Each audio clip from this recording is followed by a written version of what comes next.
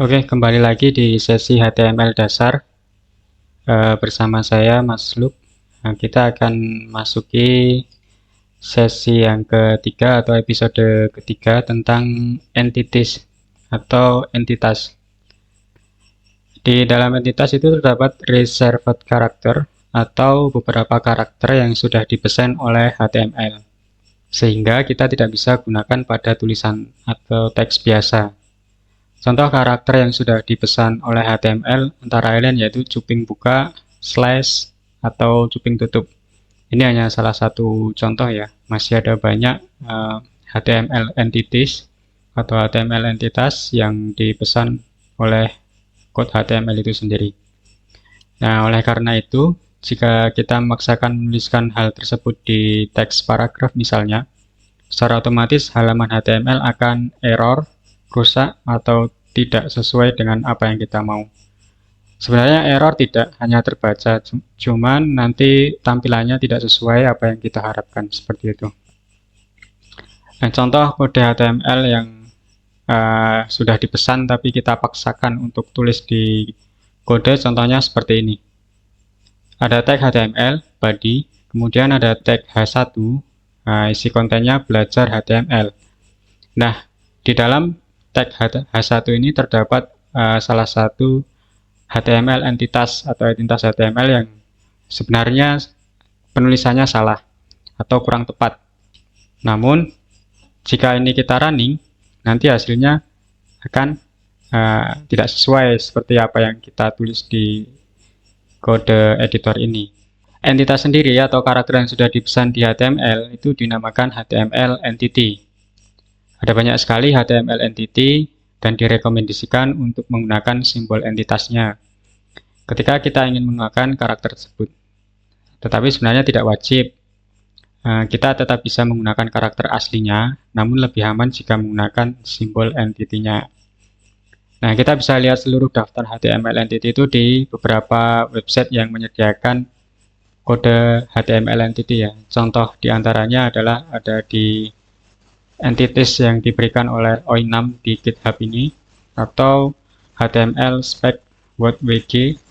Di sini mereka menyediakan HTML entity karakter kode. Atau teman-teman bisa cari melalui pencarian Google, ketik saja HTML entity, maka akan banyak website yang menampilkan contoh HTML entity. Kita bisa coba lihat. Nah, contoh simbol HTML entity seperti ini. Untuk quotation mark, misalnya untuk petik 2, itu ada HTML entity-nya seperti ini, atau juga bisa menggunakan kode numeriknya seperti ini. Teman-teman bisa pilih salah satu dari kode entity-nya, mau pakai HTML entity atau mau simbol numerik seperti ini juga boleh. Ada banyak simbol-simbol di dalam web ini ya yang bisa kita gunakan. Contohnya ini simbol-simbol yang biasa sering kita gunakan di alfabet seperti itu. Nah, ini baiknya atau amannya ketika teman-teman menggunakan simbol ini di dalam penulisan HTML yang ingin dikeluarkan sebagai konten, teman-teman bisa menggantinya menggunakan HTML entity ini.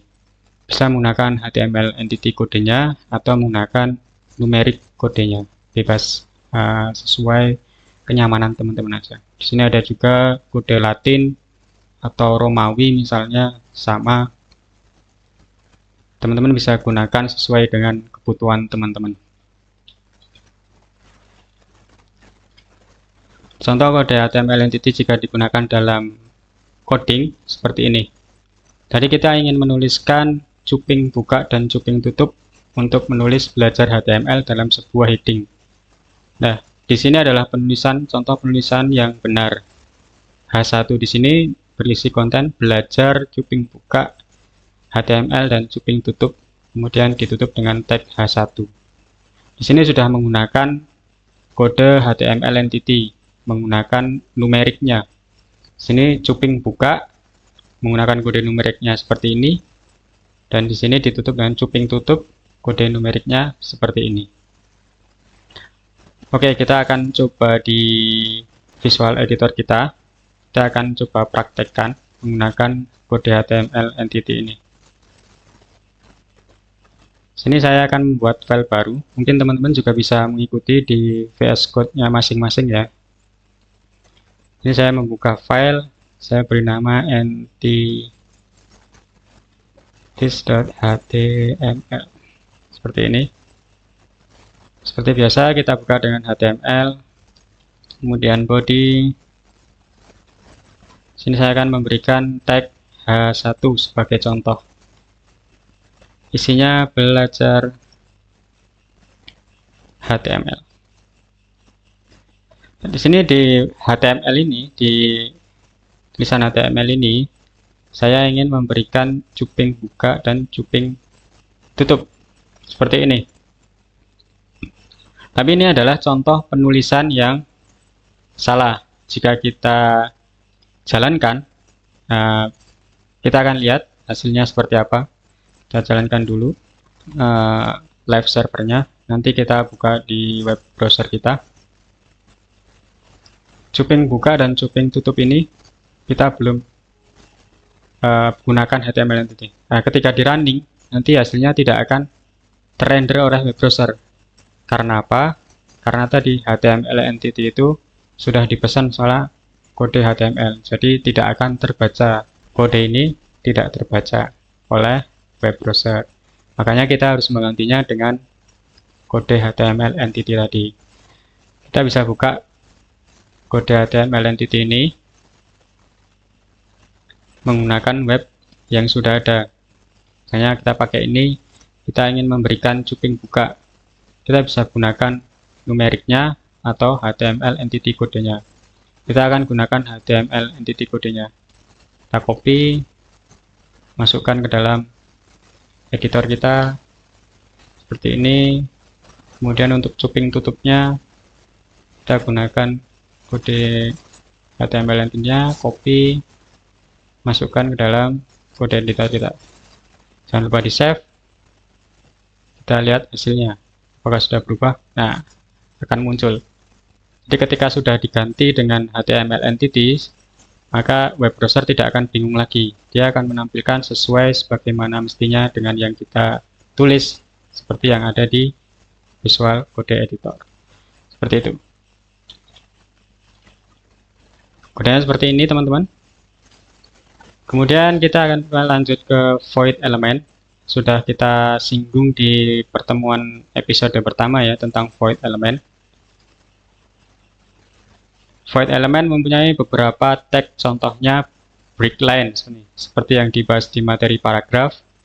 Enter di dalam tulisan tidak akan dianggap oleh HTML. Jika kita menuliskan enter di VS Code, maka enter itu tidak akan dirender oleh web browser. Nah, jika kita ingin membuat enter, itu disarankan membuat paragraf terpisah. Namun, jika kita benar-benar ingin membuat enter di dalam paragraf, suatu paragraf ada line baru gitu, kita bisa menggunakan tag BR. Nah, tag BR ini adalah void element. Jadi, elemen yang tidak memiliki konten. Seperti itu. Contoh kode tag break line yang merupakan void element seperti ini. Kita mempunyai heading, berisikan belajar HTML, kemudian terdapat paragraf. Nah, di dalam paragraf ini kita akan membaginya dalam dua kalimat. Ini adalah paragraf. Kemudian saya ingin membuat line baru. Nah, di sini diberikan void element berupa break line. Kodenya cuping buka, BR, cuping tutup. Kemudian dilanjutkan dengan kontennya. Ini adalah baris selanjutnya. Ini jika kita running, maka akan menghasilkan sebuah baris baru di dalam sebuah paragraf. Kita coba dalam editor kita. Nah, di sini.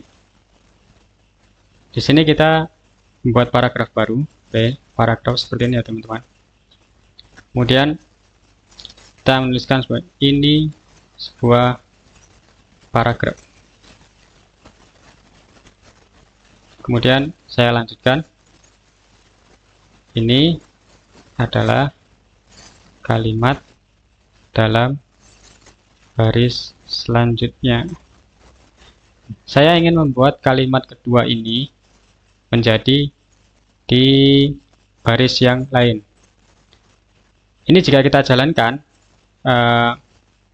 kode ini, maka paragraf ini akan menjadi satu baris. Nah, seperti ini. Ini kita close saja. Ini sebuah paragraf, titik kalimat yang ini tetap akan menjadi satu baris dengan kalimat yang pertama, karena kita belum memberikan breakline di dalamnya atau baris baru. Caranya gimana? Balik ke VS Code-nya. Nah, di sini kita bisa tambahkan. Ini walaupun kita enter seperti ini tidak akan merubah apa yang ada di dalam web browser. Di sini kita enter, tapi dalam web browser tetap akan menjadi satu baris, karena di web browser sendiri tidak akan merender apa yang ada di dalam VS Code. Jadi tidak semuanya dirender, kecuali kode atau tag HTML. Nah, untuk memberikan baris baru, kita bisa berikan BR seperti ini. Ini jika kita jalankan, maka kalimat kedua akan berada di baris setelah kalimat paragraf pertama. Nah, seperti ini. Ini sebuah paragraf, titik, kemudian berada di baris baru. Ini adalah kalimat dalam baris selanjutnya. Seperti itu, teman-teman.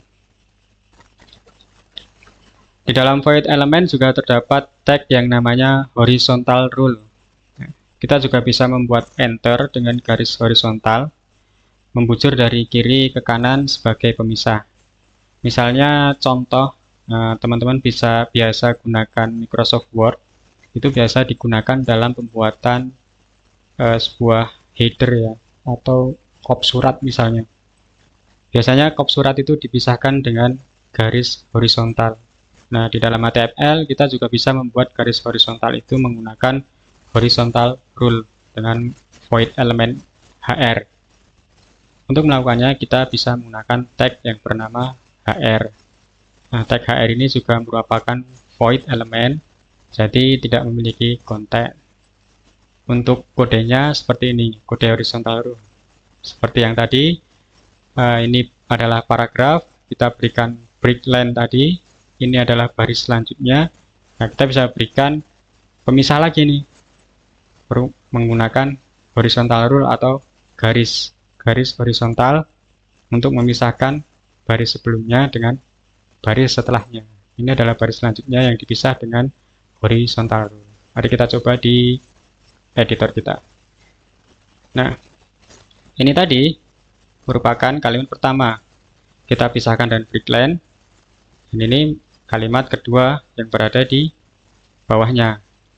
Kita ingin membuat baris baru, tapi dipisahkan dengan horizontal rule. Caranya gimana?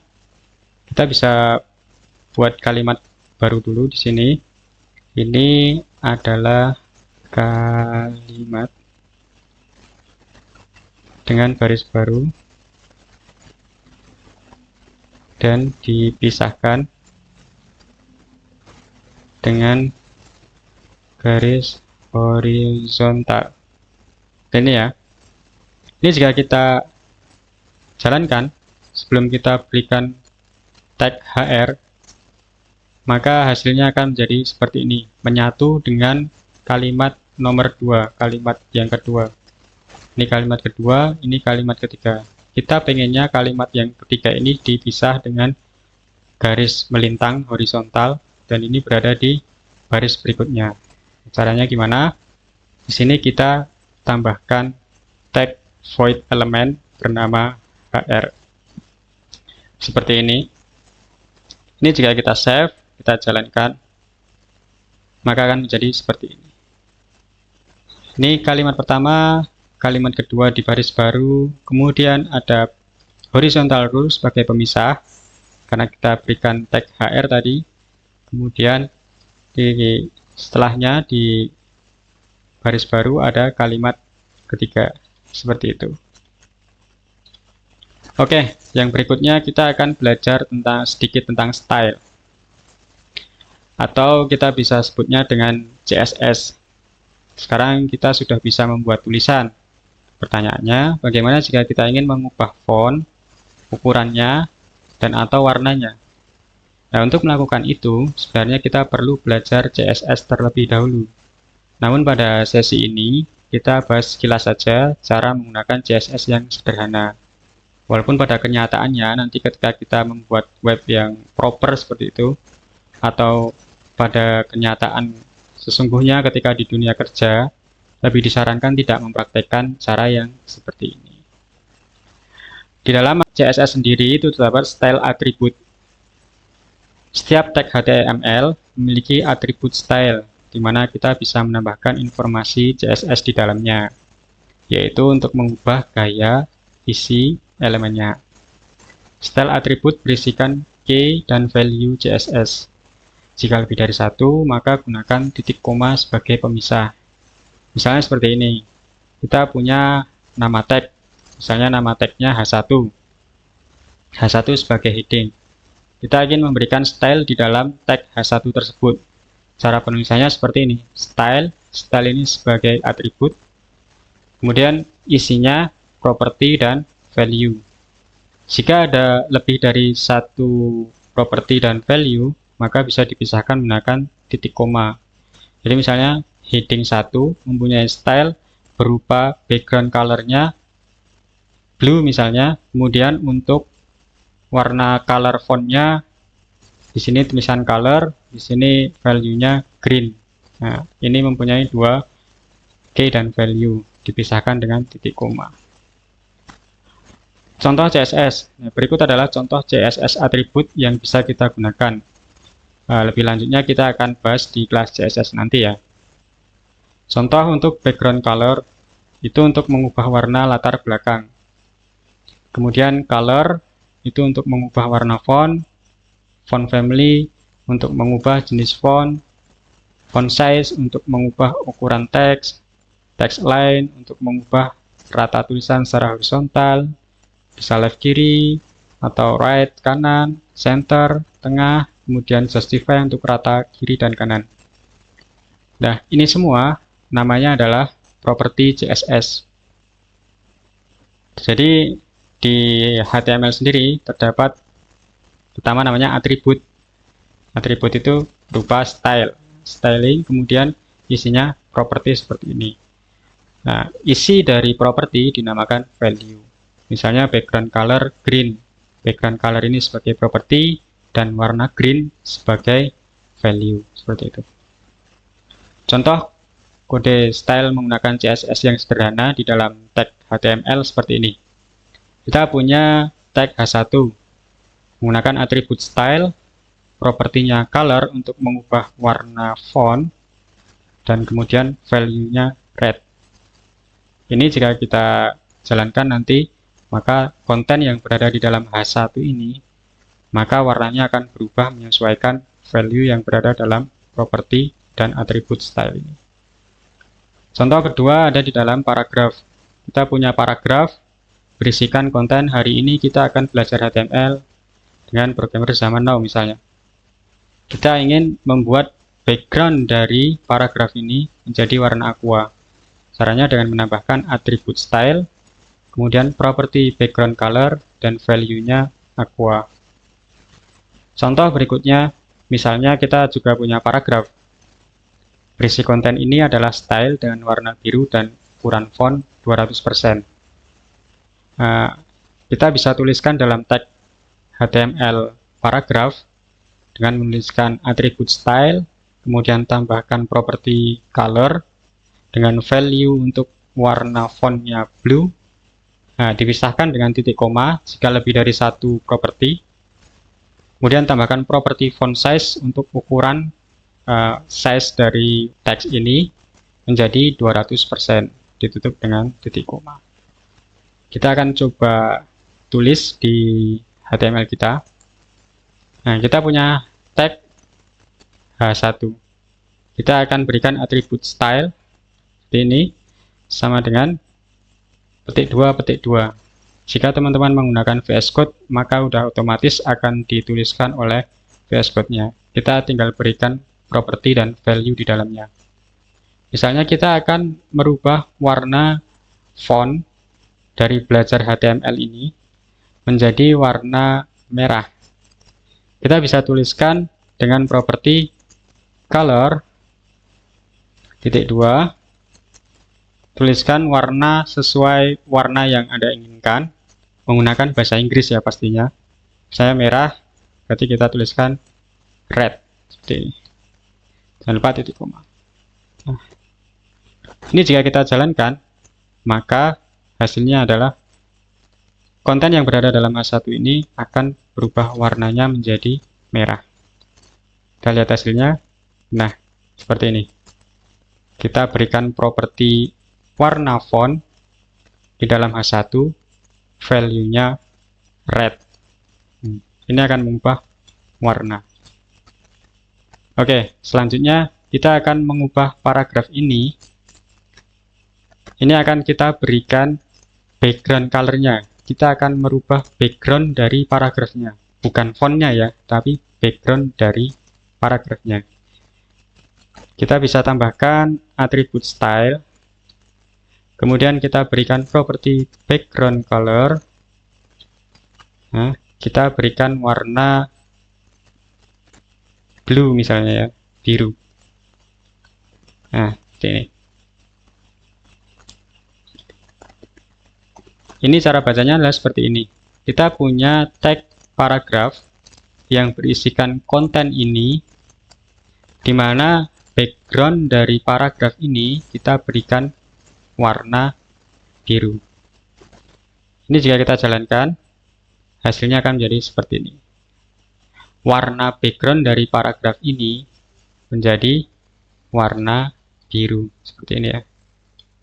Nah, bedanya yang pertama dan yang kedua adalah jika yang pertama kita merubah warna fontnya, yang kedua ini kita merubah warna backgroundnya. Oke, kita coba lagi di paragraf selanjutnya. Sini kita buat paragraf baru. B. Ini adalah contoh style font ukuran 200% dengan warna kuning. Nah, dalam paragraf ini kita ingin memberikan font dalam paragraf ini berukuran 200% dan memberikan warna fontnya menjadi kuning. Kita bisa tuliskan seperti ini, spasi style, atributnya, kemudian kita tambahkan properti yakni font size. Kita bisa tuliskan font size.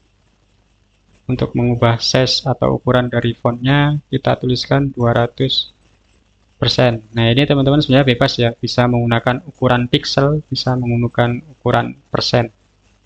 Ini kita coba menggunakan ukuran persen, dan kita tambahkan lagi properti color untuk mengubah warna dari fontnya. Color, kita berikan warna kuning, yellow. Coba kita running. Nah, ini berbeda dengan yang di atas. Ini paragraf biasa tanpa kita mengubah ukuran fontnya. Defaultnya seperti ini. Yang di bawah ini kita ubah ukuran font size-nya menjadi 200%. 200% dari ukuran defaultnya. Kemudian warnanya kita ubah menjadi warna kuning. Sampai sini teman-teman sudah paham ya. Semoga teman-teman bisa mengikuti dan bisa mempraktekkan di laptop masing-masing. Contoh kodenya seperti ini. Oke, kita masuk sesi formatting. Dalam aplikasi pengolahan teks seperti Microsoft Word, kita bisa mengubah format tulisan menjadi tebal atau miring. Begitu juga di HTML, kita bisa menambah formatting teks yang ingin kita tampilkan menggunakan teks sesuai dengan format yang kita mau. Misalnya kita ingin mengubah heading kita menjadi lebih tebal, atau mengubah paragraf kita menjadi tulisan italik, itu kita bisa lakukan di HTML menggunakan formatting. Contoh tag formatting di HTML ada banyak, misalnya B atau strong itu untuk bold atau tebal, kemudian tag I atau M itu untuk italik atau miring, kemudian text small itu untuk tulisan teks kecil. Kemudian tag del itu untuk tulisan yang dicoret. Kemudian ins itu untuk teks dengan garis bawah. Kemudian sub itu untuk subscript tag. Kalau misalnya teman-teman biasa menuliskan rumus matematika gitu, biasanya ada pangkat atau ada subscript yang di bawahnya itu, kita bisa menggunakan sub dan sub. Kalau sub itu subscript itu berada di bawah, kalau superscript itu berada di atas. Contoh kodenya seperti ini. Kita punya paragraf, di dalamnya berada konten atau kalimat gitu.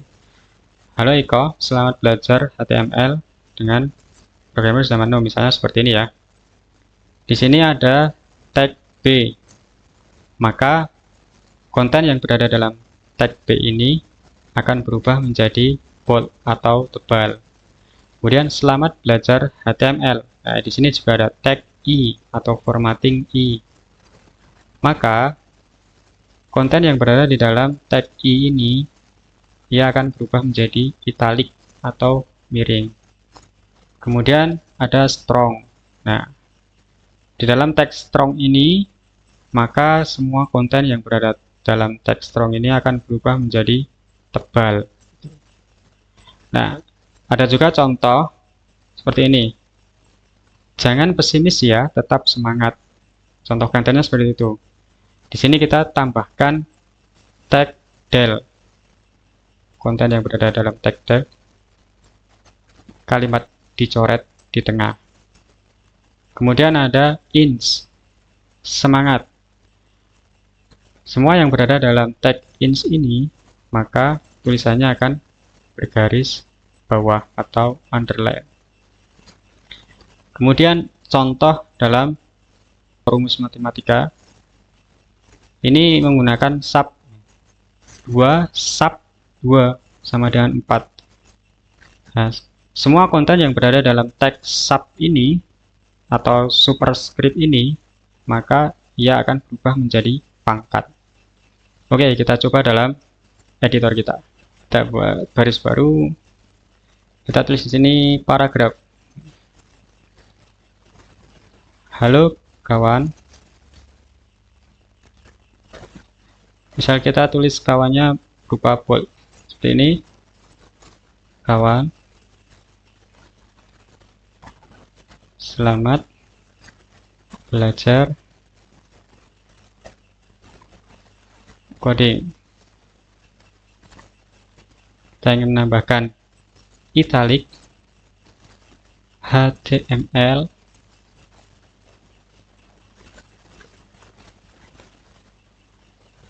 dengan strong misalnya. Kita isikan konten semangat. Nah, seperti ini. Coba kita tampilkan. Hasilnya akan seperti ini. Nah, jelas ada perbedaannya ya, kawan-kawan. Di sini halo seperti biasa tanpa ada tambahan formatting apa-apa. Kemudian dalam kata kawan kita tambahkan tag B atau bold. Kemudian selamat belajar coding, itu tanpa formatting. Kemudian tulisan HTML ini menjadi miring karena kita berikan tag italic atau I dengan semangat. Nah, semangat ini kita berikan formatting strong. Seperti itu. Contoh kodenya seperti ini. Kawan kita berikan formatting bold. Kemudian untuk HTML untuk menjadi italic kita berikan formatting I. Dan semangat ini kita gunakan strong. Sebenarnya bold sama strong itu sama saja ya teman. Teman-teman boleh pilih salah satu, mau gunakan bold atau gunakan strong. Kemudian untuk contoh selanjutnya, teman-teman bisa menuliskan del. Jangan pesimis. Misalnya seperti ini. Tetap semangatnya kita underline, kita berikan ins semangat belajar. Coba kita jalankan. Nah, ini dia hasilnya. Jangan pesimis, tetap semangat. Pesimis di sini kita berikan tag del, maka tulisannya akan berubah menjadi coret seperti ini ya. Kemudian tetap semangat. Semangat di sini kita berikan tag ins atau underline. Nah, tulisannya akan mempunyai garis bawah. Misal untuk rumus seperti apa aplikasinya, kita punya rumus misalnya 2 pangkat 2 sama dengan 4. Bagaimana cara nulisnya? Seperti ini. 2 sub 2 sama dengan 4. Kita bisa menuliskan ini. Sub di sini atau superscript ini akan merubahnya menjadi pangkat. Kita coba jalankan. 2 superscript sama dengan 4. Ini contoh penggunaan dari formatting di HTML. Seperti itu ya teman-teman. Ada banyak formatting, nanti teman-teman bisa diskusi di kolom komentar nanti. Untuk tag formatting itu ada apa aja, teman-teman bisa coba juga di kode editornya. Kemudian untuk komen. Komen atau komentar adalah informasi tambahan di HTML yang tidak akan ditampilkan di halaman web. Nah, komentar biasanya digunakan untuk menambahkan informasi tambahan untuk pengembang atau developer web. Jadi bukan tujuan untuk ditampilkan di halaman web. Jadi hanya untuk informasi di kode editor saja. Nah, untuk membuat komentar kita bisa menggunakan teks seperti ini. Cuping buka, tanda seru, strip-strip. Nah, isi dari komentarnya strip-strip, cuping tutup. Semua yang ada di isi komentar tersebut tidak akan ditampilkan termasuk tag HTML. Walaupun ada tag HTML di dalam isi komentarnya ini, tetap tidak akan dirender oleh web browser dan tidak akan ditampilkan di browser kita. Contoh kode komentar adalah seperti ini. Kita punya tag H1 belajar HTML, maka akan ditampilkan di web browser. Kemudian ada komentar seperti ini. Ini adalah komentar. Ada tag HTML di sini, paragraf, dan tidak akan muncul di halaman web. Maka semua yang ada di dalam tag komentar ini tidak akan ditampilkan di halaman web browser. Kemudian ada paragraf ini muncul. Nah, ini akan muncul dan dirender oleh web browser. Mari kita coba di VS Code. Kita coba di bawahnya, kita buat paragraf baru. Misalnya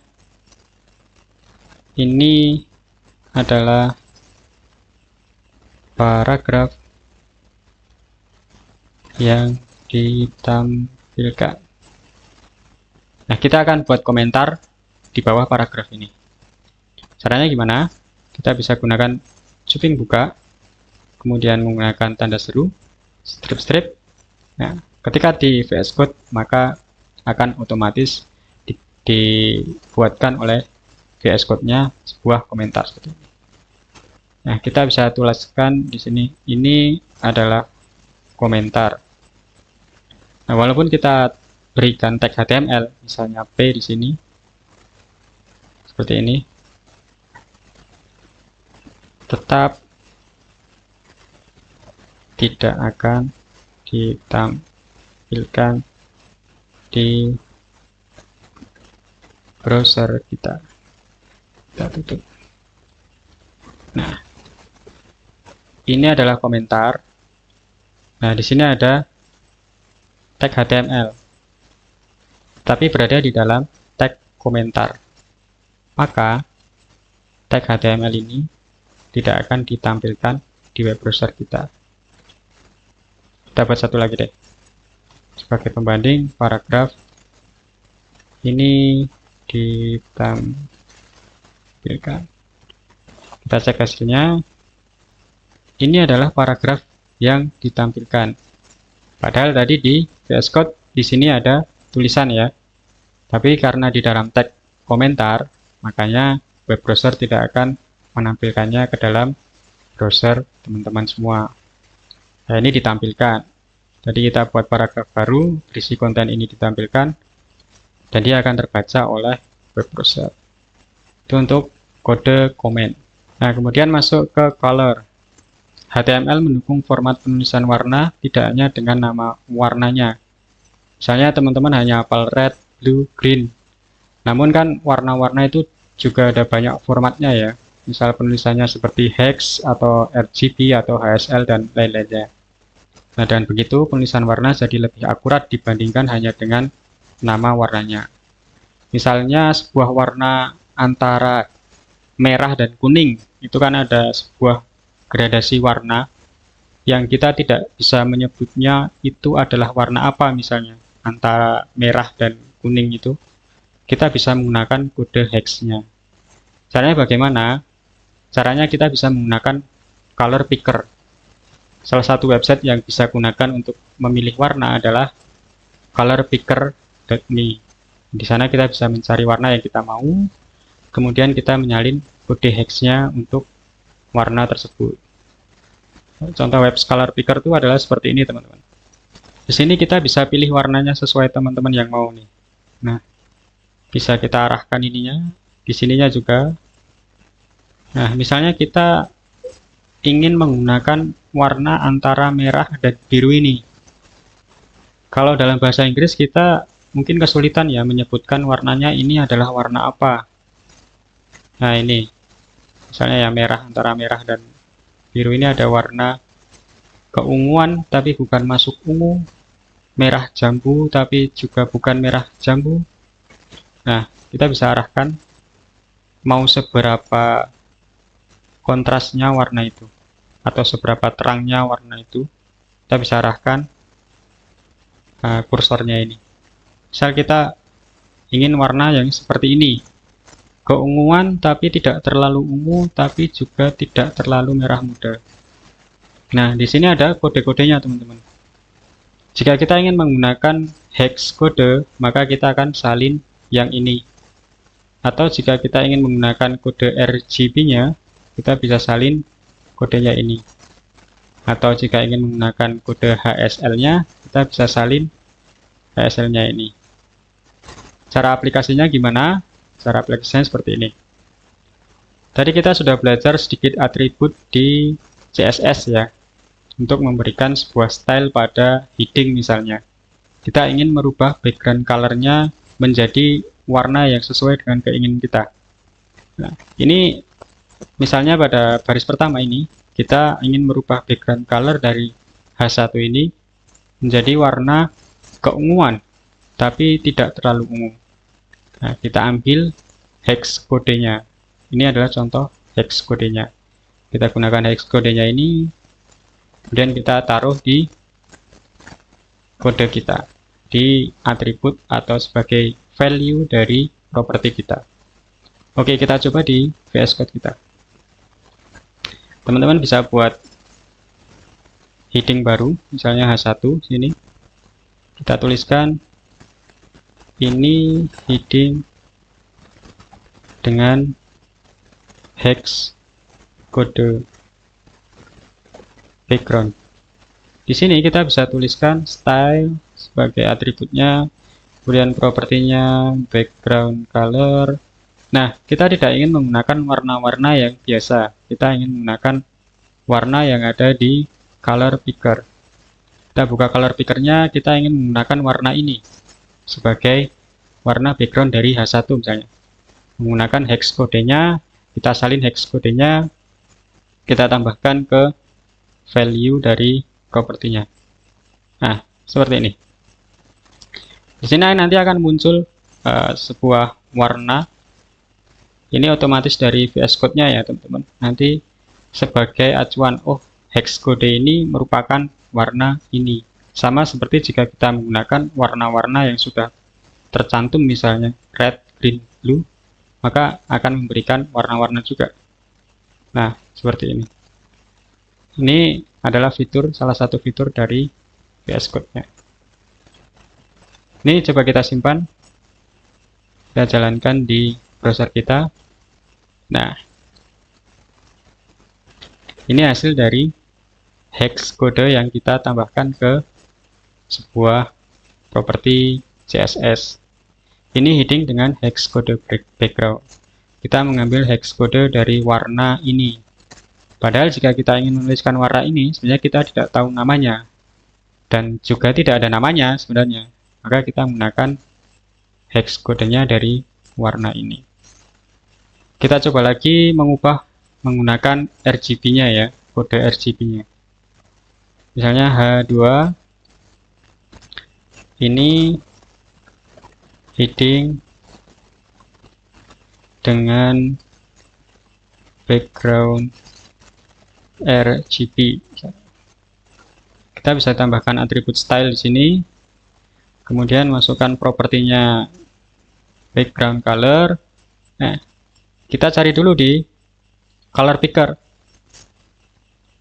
Kita ingin warna misalnya agak kemerahan, tetapi tidak juga merah, tapi ingin sedikit ada kuningnya. Nah, misalnya seperti ini, kita arahkan ke sini. Hampir menyerupai oranye, tapi bukan oranye. Hampir menyerupai coklat muda, tapi bukan coklat muda. Kita akan ambil value dari RGB-nya. Kita tinggal klik di sini, kemudian copy. Kita masukkan ke value dari properti kita. Kodenya akan menjadi seperti ini, RGB, kode angkanya. Nah, di sini akan menunjukkan warna yang kita mau. Ini jika kita save, kita jalankan, nah hasilnya akan seperti ini. Ini heading dengan background RGB. Sebenarnya ditampilkan di browser itu juga akan warna sama, menghasilkan warna. Cuman pada kenyataannya, di balik visual ini terdapat kode-kode yang berbeda. Yang pertama kita menggunakan hex kode atau hexakode, kemudian yang kedua kita gunakan RGB. Secara kasat mata di tampilan browser kita tidak ada perbedaan karena sudah dirender oleh web browser. Taunya kita ya hanya menampilkan warna ini dan warna ini. Padahal sesungguhnya di balik warna ini terdapat kode-kode yang berbeda. Yang pertama menggunakan hexakode, yang kedua menggunakan kode RGB atau red, green, blue. Begitupun dengan kode HSL atau kode HSV. Teman-teman boleh pilih salah satu. Jika kita menggunakan hex kode, maka hasilnya juga akan sama. Menggunakan RGB, hasilnya juga akan sama. Kemudian masuk ke part selanjutnya yaitu list. Yang pertama ada unordered list. Kalau teman-teman biasa menggunakan sebuah step atau sebuah urutan gitu untuk membuat daftar tulisan, yaitu kita bisa menggunakan tag UL di HTML. UL ini adalah singkatan dari unordered list. Tiap daftar isinya kita menggunakan tag LI atau list. Kode unordered list itu seperti ini, teman-teman. Misalnya kita punya daftar hobi. Kita ada beberapa hobi misalnya. Yang pertama ada coding, ada main game, dan olahraga. Unordered list ini adalah list tanpa urutan. Jadi kita menggunakan simbol. Misalnya simbolnya lingkaran-lingkaran seperti itu. Nah, mari kita coba di VS Code kita. Kita buat di sini kita buat H1 sebagai judulnya daftar hobi saya misalnya. Oke, ini kita bisa tuliskan daftar hobi kita dalam unordered list. Bagaimana cara nulisnya? Yang pertama kita tuliskan kode tag HTML UL atau unordered list. Seperti biasa akan ada pembuka dan penutup. Kemudian untuk menuliskan list-listnya atau daftarnya, kita gunakan tag LI atau list seperti ini. Yang pertama mungkin bisa coding. Kemudian untuk kedua, saya suka main game. Kemudian yang ketiga, saya suka bersepeda. Misalnya seperti ini ya, bersepeda. Ini jika kita jalankan akan membentuk suatu list, tapi bukan list dari angka. Hasilnya akan seperti ini. Daftar hobi saya. Ini adalah heading yang kita buat. Kemudian ini adalah list hobi menggunakan unordered list. Ini akan menjadi sebuah daftar urutan seperti itu ya. Ada coding, ada main game, ada bersepeda. Ini untuk contoh yang pertama menggunakan unordered list. Kemudian juga ada ordered list. Nah, berbeda dengan unordered list, jika kita ingin membuat daftar yang berurut, misalnya memiliki angka, kita bisa mengganti tag UL menjadi OL. Nah, yang pertama tadi adalah UL, unordered list. Yang kedua ini adalah ordered list atau OL. Nah, untuk daftar isinya tetap sama, menggunakan tag LI atau list. Kodenya akan menjadi seperti ini, teman-teman. Tahapan belajar. Misalnya kita ingin membuat tahap-tahap, itu biasanya akan menggunakan sebuah ordered list seperti itu. Tahapan belajar HTML. Pertama, menginstal aplikasi. Kedua, belajar pengenalan web. Ketiga, belajar HTML. Keempat, menjalankan di web hosting. Nah, dari ordered list ini akan menghasilkan sebuah tahapan yang urut 1, 2, 3, 4, dan seterusnya. Oke, mari kita coba di editor kita. H2, misalnya kita tahapan belajar web. Nah, seperti ini. Kita akan menggunakan ordered list. Nah, seperti ini. Kemudian isinya menggunakan list atau LI. Menyiapkan laptop misalnya. Kemudian yang kedua, pengenalan tentang web. Tahapan selanjutnya misalnya belajar HTML. Kemudian tahapan selanjutnya misalnya belajar web hosting. Nah, ini jika kita jalankan, maka akan menjadi sebuah tahapan yang berurutan sesuai dengan nomor yang ada di tahapan ini. Ada 4 tahap, nanti juga akan ditampilkan 4 tahap. Kalaupun ada 5 tahap, nanti juga akan ditampilkan 5 tahap.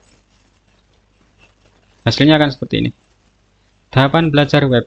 Kita menggunakan ordered list. Di sini yang pertama, menyiapkan laptop. Kedua, pengenalan tentang web. Tiga, belajar HTML. Keempat, belajar web hosting. Ini akan sesuai urutan. 1, 2, 3, 4 berurutan. Di ordered list itu terdapat tipe-tipe yang bisa kita gunakan ya. Pada kasus ketika kita menggunakan daftar yang berurut, kita bisa mengubah format daftarnya atau defaultnya menggunakan angka dimulai dari 1. Kalau defaultnya menggunakan 1, 2, 3, 4. Kita bisa menambahkan atribut type atau tipe di tag ordered list dengan nilai seperti ini. Misalnya tipe 1. Itu artinya daftar isi akan menggunakan angka. Defaultnya tanpa kita menuliskan tipe 1 ini, maka nanti ordered list sendiri itu akan menampilkan sebuah angka berurut dimulai dari 1.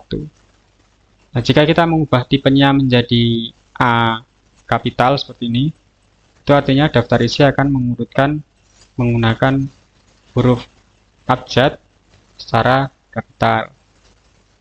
Kalaupun dibalik tipenya menggunakan A kecil misalnya, itu artinya daftar isi akan menggunakan huruf abjad kecil. Atau bisa juga kita ingin membuat urutan itu menggunakan angka Romawi misalnya.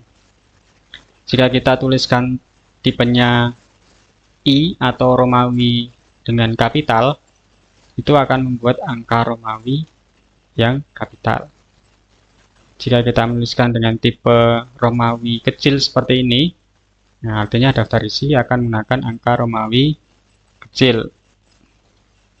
Contohnya misalnya ordered list kita gunakan tipe Romawi, menggunakan Romawi yang kapital.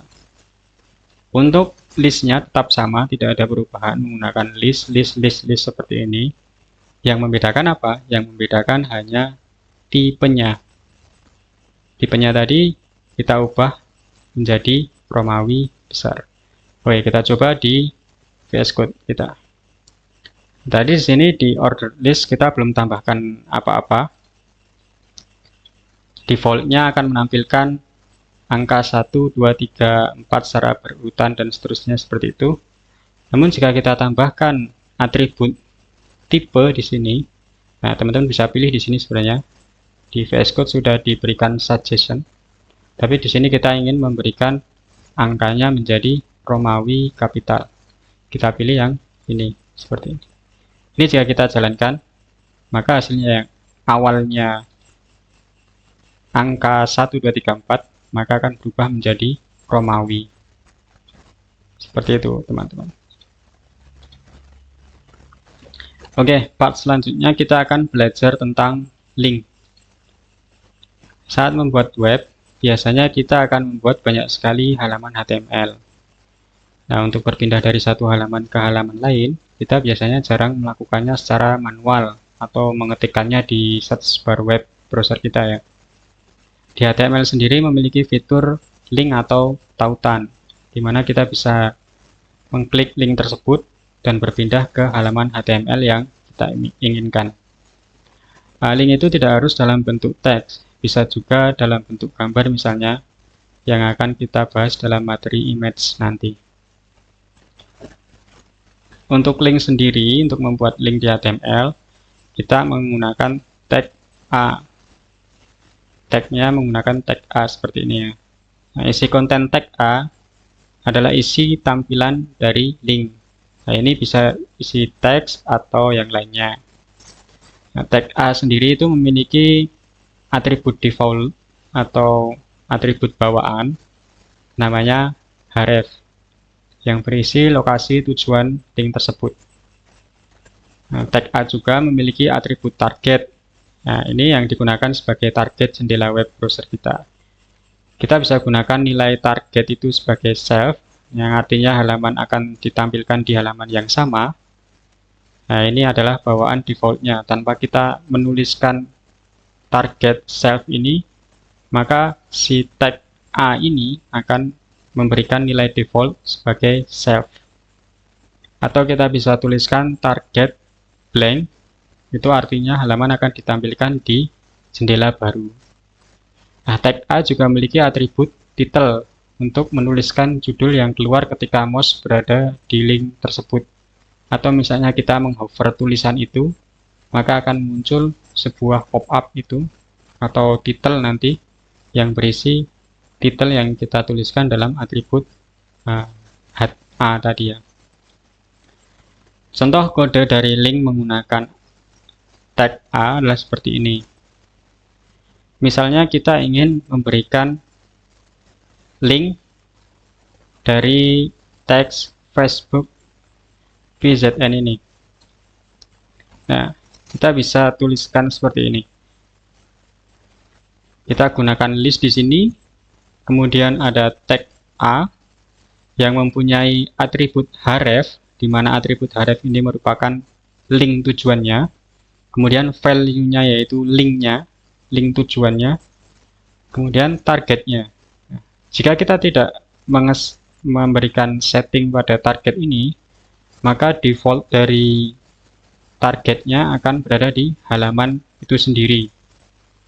Namun ketika kita berikan targetnya berupa value blank, maka akan ketika dibuka akan menuju ke tab baru. Oke, mari kita coba di editor kita. Sini bisa kita buat list baru saja. Saya menggunakan heading daftar link saya. Nah, seperti ini. Kita gunakan order list dengan tipe angka 1, 2, 3, 4, maka kita tidak perlu menuliskan tipenya karena sudah defaultnya 1, 2, 3, 4. List yang pertama adalah misalnya kita gunakan, jangan lupa kita gunakan tag A. Nah, seperti ini.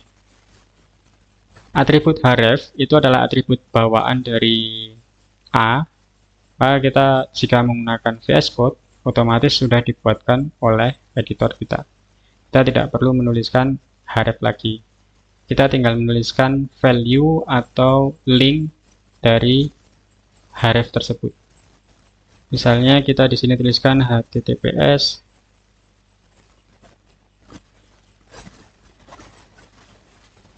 misal kita ingin menuju ke facebook.com seperti ini, kita isikan kontennya Facebook. Nah, kemudian kita juga punya Instagram misalnya. Jangan lupa tag A-nya. Nah, dan langsung dibuatkan href oleh VS Code-nya. Instagram.com misalnya seperti ini. Ini kita tuliskan Instagram. Oke, kita coba dulu. Di sini kita belum memberikan atribut target ya, atau kita berikan satu di sini sebagai pembeda, target blank. Nah, seperti ini. Yang satu kita tidak berikan target, yang satunya lagi kita berikan target. Kita coba jalankan di kode kita. Nah, di bawah ini daftar link saya. Di sini ada yang pertama Facebook, yang kedua Instagram. Jika kita buka yang pertama Facebook, maka akan mengarah ke link Facebook tanpa membuka jendela baru. Karena apa? Karena default dari href sendiri itu adalah targetnya self. Kita coba yang kedua, Instagram. Kita tadi berikan atribut target blank ya. Harusnya ini membuka jendela baru. Nah, jika kita klik, ini akan membuka sebuah jendela baru di sini tanpa menutup jendela kita. Nah, seperti itu, teman-teman. Kemudian di URL sendiri atau di link sendiri itu ada yang namanya absolute URL. Saat kita menulis halaman tujuan dari href di link, kita bisa menggunakan absolute URL. Apa itu absolute URL? Nah, absolute URL itu merupakan alamat lengkap dari sebuah tujuan link. Dalam absolute URL, kita wajib menuliskan seluruh detail domain dan halaman yang dituju. Misalnya, seperti tadi kita tuliskan Facebook ya. Facebook kita tadi tuliskan https://facebook.com, atau di sini contohnya https://loopmedia@github.io/portfolio. Ini adalah web portofolio saya. Alamat lengkapnya seperti ini. Nah, kelebihan menggunakan absolute URL adalah kita bisa membuat link menuju domain yang berbeda dengan website yang kita buat. Selain ada absolute URL, di link juga ada namanya relative URL. Relative URL adalah lokasi href di mana tetap menggunakan domain website saat ini, namun relative URL memiliki dua format, bisa diawali dengan slash atau tidak diawali dengan slash. Maksudnya adalah begini, jika teman-teman ingin berpindah-pindah halaman, tapi halamannya itu masih dalam satu web yang teman kunjungi. Misalnya di Facebook itu ada fitur yang namanya profile. Profile itu adalah satu fitur yang berada dalam website Facebook. Nah, kita bisa menggunakan relative link atau slash tanpa link utuh gitu, langsung menuju ke link profile. Misal sekarang kita berada di halaman 127.0.0.1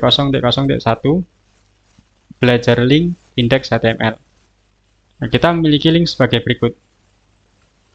Hello HTML. Itu artinya menuju ke belajar link HTML. Padahal awalnya kita dari indeks HTML. Nah, kita klik link yang berisi hello HTML, maka linknya akan berubah menjadi belajarlink/hello HTML. Yang tadinya kita berada di indeks, sekarang kita berada di halaman hello. /hello HTML artinya akan menuju ke hello HTML. Nah, defaultnya dari ini kan tadi misalnya belajar link ya, ada di belajar link. Tapi ketika tidak ada slashnya, kita akan tetap di belajar link, tapi berpindah halaman hello HTML. Tetapi jika kita memberikan slash di depannya, itu artinya akan menuju ke halaman utama kita dan halaman hello tanpa belajar link ini. Nah, misalnya media hello.html, itu artinya akan menuju ke belajar link, kemudian ada loop medianya di sini, kemudian ada /hello HTML. Contoh kode relatif HTML itu seperti ini. Di sini ada folder-folder yang kita buat misalnya ya. Tadi kita ada belajar HTML, ada folder belajar link, di folder belajar link ada folder lagi, dalam folder BZN misalnya, itu ada file index, kemudian di dalam folder belajar link, itu ada hello dan link. Nah, contoh relatif URL itu seperti ini. Jika kita menuliskan relatif HTML hello tanpa slash, maka yang awalnya dari indeks itu berada di BZN di dalam belajar link ya. Ketika kita pindah di sini, maka dari link ini akan berpindah ke hello HTML. Kemudian jika kita berikan bzn.index ya, seperti ini, maka kita akan pindah ke dalam folder ini, kemudian ke halaman indeks. Begitu juga dengan heading. Oke, kita coba saja di VS Code kita. Ini kita buat folder baru misalnya di sini. Ini folder belajar link. Di folder belajar link kita buat file bernama hello HTML misalnya. Nah, kemudian kita berikan isi agar kelihatan, misalnya hello, isinya paragraf seperti ini. Kita simpan dulu, kemudian di sini kita berikan folder baru, misalnya seperti ini. Di dalam folder ini kita tambahkan file baru bernama index. Kita isikan body, kita beri judul index seperti ini. Kita isikan paragraf agar tampak isinya.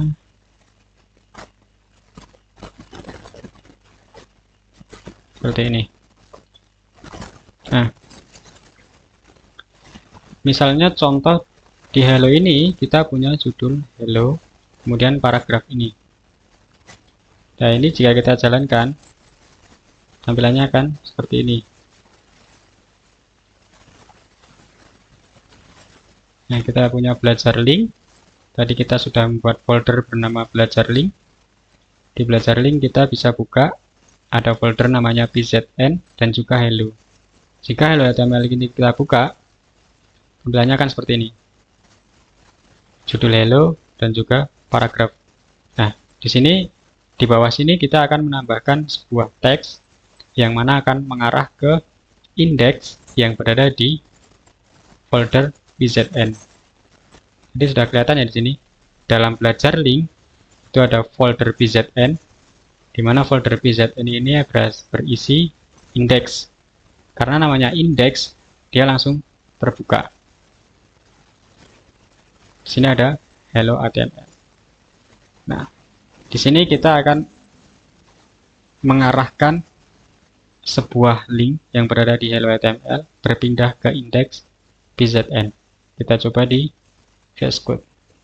Di sini kita bisa tambahkan misalnya paragraf ini, kemudian kita berikan href menggunakan relative URL atau relative path. Mau kemana? Ke folder bernama PZN. Nah, di VS Code akan memberikan sebuah path seperti ini, ya, atau petunjuk. Di PZN ini kita bisa berikan slash, kemudian di dalam PZN itu karena hanya ada satu file index, maka suggestion-nya hanya index.html. Jika teman-teman punya file lebih dari satu, misalnya di dalam folder PZN ini, maka VS Code juga akan memberikan suggestion sebanyak file yang ada di dalam folder PZN. Karena kita hanya ada satu, maka kita ketikkan index seperti saya. Kita enter seperti ini. Nah, tanpa kita berikan target, kita nanti akan mengubah file dari hello ini menjadi file yang berada di index.html, atau gini juga bisa, index ke PZN. Ini juga bisa. Nanti ini akan berubah menjadi sebuah link. Ketika kita klik, maka akan menuju ke halaman ini. Kita jalankan. Nah, ini sudah tampil. Tadi sudah berubah menjadi sebuah link index ke PZN. Kita tidak men-set targetnya menjadi blank ataupun target self, maka targetnya akan default menjadi self. Kita coba klik. Nah, akan menuju ke index PZN. Di sininya URL-nya akan berubah menjadi belajar link menuju folder PZN dan file index.html. Seperti itu teman-teman untuk link relatif. Nah, kita juga bisa buat bookmark pada link. Pada kasus halaman web yang sangat panjang misalnya, ada bagusnya kita menggunakan bookmark. Nah, bookmark ini adalah link yang bisa digunakan untuk menampilkan HTML elemen dengan ID tertentu. Bookmark menggunakan crash pada href. Misal kita menggunakan index.html crash echo. Ini namanya adalah ID echo. Artinya ketika membuka halaman indeks, maka browser akan otomatis menampilkan pada posisi HTML elemen dengan ID echo. Nah, jika kita ingin membuat link di halaman HTML itu sendiri, kita bisa buat link dengan href langsung berisi bookmarknya. Contoh kode bookmarknya misalnya seperti ini. Dalam satu file HTML misalnya, itu kita punya ID judul 1, kemudian kita punya judul 2, judul 3. Nah, teman-teman bisa memberikan bookmark pada judulnya, yang mana ketika kita klik judul di atas, itu akan langsung menuju ke ID judul yang kita bookmark.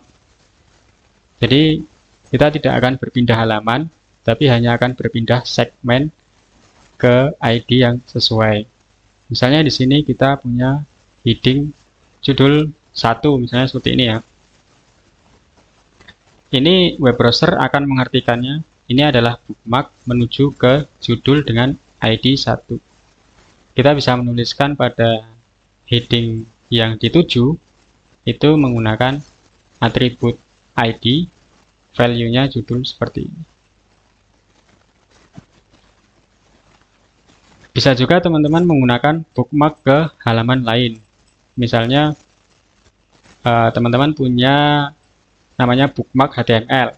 Kemudian di dalam bookmark HTML terdapat ID dengan nama judul 1. Nah, kita berikan target blank, maka ketika kita klik judul 1 ini, itu akan menuju ke halaman dengan nama bookmark HTML dengan segmen ID judul 1.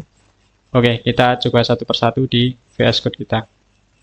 Tadi kita sudah punya file bernama hello.html ini ya. Kita ingin membuat misalnya di sini sebuah, ini kita hapus deh. hello, kita berikan sebuah list, unordered list. Teman-teman tadi sudah belajar. Ingat-ingat lagi, list. Kita ingin memberikan sebuah link menuju ke judul 1. Sini kita berikan kontennya judul 1. Kemudian kita punya judul lagi,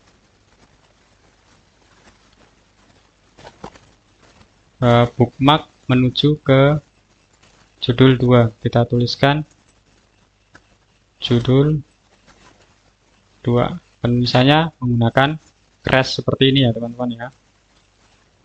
Kita berikan kontennya judul 2. Oke, kita buat 2 dulu ya. Di sini kita punya judul yang pertama, A1.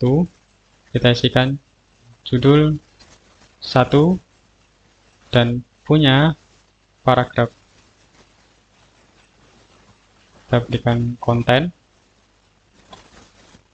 seperti ini. Nah, bagaimana cara memberikan bookmarknya? Di sini kita sudah membuat linknya. Link ini menuju bookmark atau segmen dengan ID judul 1. Kita tinggal menambahkan atribut ID pada judul kita. Ini, lalu tuliskan value-nya, yaitu judul 1. Harus persis dengan yang ada di href-nya, atau href harus persis dengan ada yang di ID-nya. Untuk href kita berikan crash, tetapi ketika di ID-nya kita tidak perlu memberikan crash karena ini yang dituju. Kemudian yang kedua, judul yang kedua, judul 2. Isinya sama, paragraf, kontennya orang. Bagaimana memberikan bookmark untuk judul 2? Kita berikan ID pada judul 2. ID judul 2 seperti ini. Coba kita jalankan. Ini jika kita klik, ini akan langsung menuju ke judul 1. Nah, di sini langsung kelihatan judul 1. Kemudian kita klik judul 2, ini langsung menuju ke judul 2. Sebenarnya ini tidak terlalu kelihatan ketika kontennya sedikit ya, tapi akan kelihatan sangat berguna bookmark ini jika web ini memiliki konten yang sangat banyak, atau satu halaman itu terdapat konten yang sangat banyak. Coba saya buat seperti ini aja. Di sini kita tambahkan, nah ini judulnya ada di bawah, judul 1, judul 2 ada di bawah sendiri sini. Kita tidak bisa melihat sebenarnya. Kira-kira seperti ini awalnya. Jika kita klik judul 1, maka nanti akan menuju ke segmen judul 1 yang ada di bawah. Dan linknya akan berubah menjadi sebuah bookmark di segmen judul 1. Ini misal kita klik. Nah, halaman akan scroll ke bawah menuju ID yang sesuai dengan bookmark. Di sini bookmarknya berubah menjadi judul 1, ada crash-nya, tapi tetap di halaman yang sama. Ketika kita scroll ke atas, masih ada konten ini juga. Pun juga kita juga klik judul 2, nanti akan sama. Akan menuju ke judul 2, segmen judul 2. Seperti itu. Nah, mungkin sekian untuk episode kali ini. Kita akan kembali lagi ke episode selanjutnya dengan teks yang lain. Jadi jika ada pertanyaan, silahkan ditanyakan.